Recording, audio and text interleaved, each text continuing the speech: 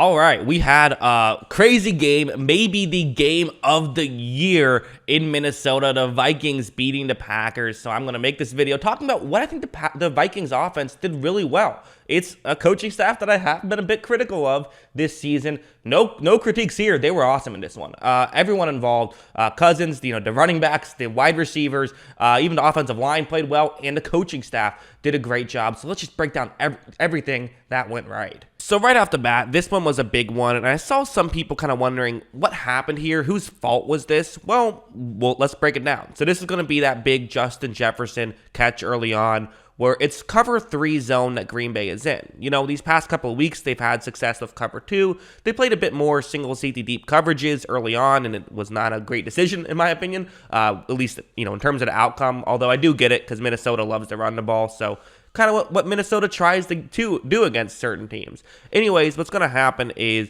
you see that the 2 routes on this play, it's Adam Thielen and Justin Jefferson. Jefferson's running the deeper route, whereas Thielen kind of cuts underneath. And basically, you're taking, you're going to kind of pick on Eric Stokes here, the rookie corner for Green Bay. Either Stokes stays deep with Jefferson, which is typically what you would expect him to do, and then you can just throw it underneath to Thielen. If Stokes runs to Thielen, then you can obviously throw it deep. Watch how right when this play begins, you see that for Eric Stokes, he is going to, at first, look like he's covering deep. He's covering Jefferson deep. Part of me almost wonders if he was hoping that he could sort of like bait Kirk Cousins into, throwing it underneath, and then he was going to turn around and try and make a play.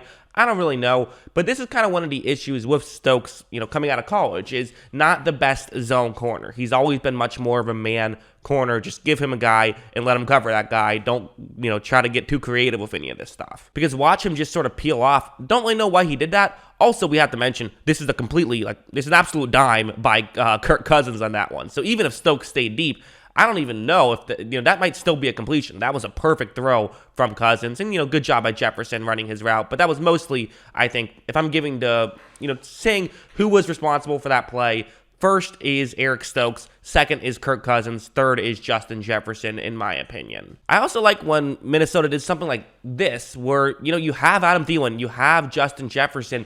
Do that stuff. Use them to your advantage, right? Let them be your guys. They run the ball too much. We all know this, and they try to do underneath stuff too much.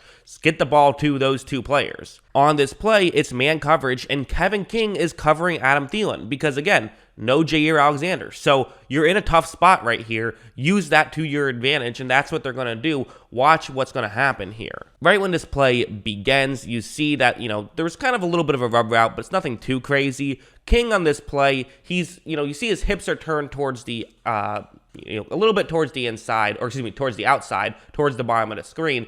Basically, the idea is if Thielen tries to cut to the inside, then he can just sort of create contact, whereas if Thielen cuts to the outside, then he can just, his hips are already in that direction, and he can try to turn and cut in front of the route. The issue is Thielen just blows right by him. Thielen's too explosive, also makes a nice move to get into the end zone for a touchdown on that 3rd and goal. So, it's not like, listen, that's kind of who Kevin King is. He's not that explosive. He's not that fast. We all know this. But, when you have someone who is explosive like Thielen, he's probably going to win that matchup. So I thought Minnesota was doing a good job of, using matchups to your advantage. Like this one's another one where what you're going to see is this is a cover 2. So they're playing quarters coverage now, but there still are ways you can attack quarters coverage. And I think Minnesota kind of came into this game sort of being prepared for, hey, you see Green Bay, they've been playing a lot more cover 2 lately. Well, let's make sure we have some ways to beat that. This isn't anything fancy. This is just sort of a route to get towards the sideline. But what you're doing is you're running away from the safeties. So this way, the extra safety help doesn't really matter too much. And for Thielen, all he now has to do is beat Kevin King. So again, you're finding ways to basically try to beat Kevin King. That's what you're trying to do. Is really, it seemed like for Minnesota, their game plan was let's make Kevin King beat them, which honestly I think is not the worst game plan in the world. And look, Cousins is going to take the snap, and you're going to see that Thielen is going to be able to get pretty wide open. Really good throw again from Cousins, and you're able to get the ball down the field. Good catch from Thielen. So just little things like this. This is what Minnesota was doing a lot early on.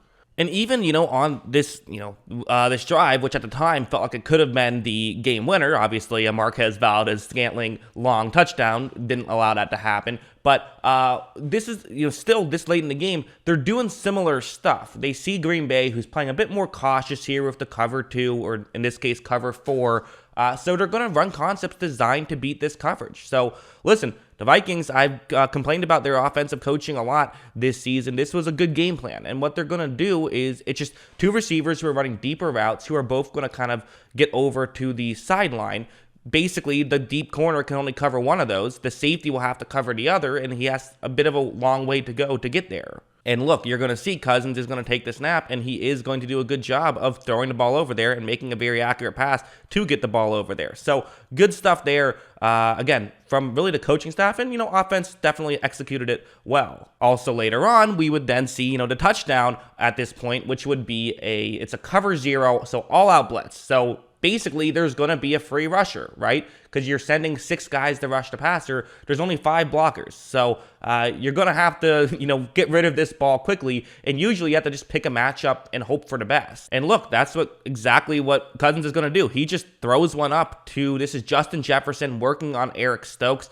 A lot of people thought this should have been a push-off. I think the angle makes it look worse. I think what Jefferson does is there's definitely a little bit of contact, but I also think Jefferson kind of stops right when he does that, whereas Stokes keeps going. So that's what makes the contact look like it's a lot more dramatic, because watch. Look, you're going to see that, again, it looks like a push-off. I don't actually know if it was enough contact to warrant a flag there. I actually think that's a good no call. Great play by Jefferson, though, to adjust to make the play. And also, hey, Kirk Cousins, trusting your receivers. We'll see a little bit later. Maybe he trusted them a bit too much. But on this play, it works out. And then I think this was like the play of the, final 2-minute drive, in this fourth quarter, obviously, maybe other than the near interception that was dropped, not being able to hold on at the end there, which is one I was alluding to earlier when I was saying maybe trust your receiver a bit too much on that one. But you're going to go back to Cousins trusting his receivers. I mean, it's a cover 1 blitz. And honestly, this is the thing that Cousins always got criticism for in Washington and early on when he joined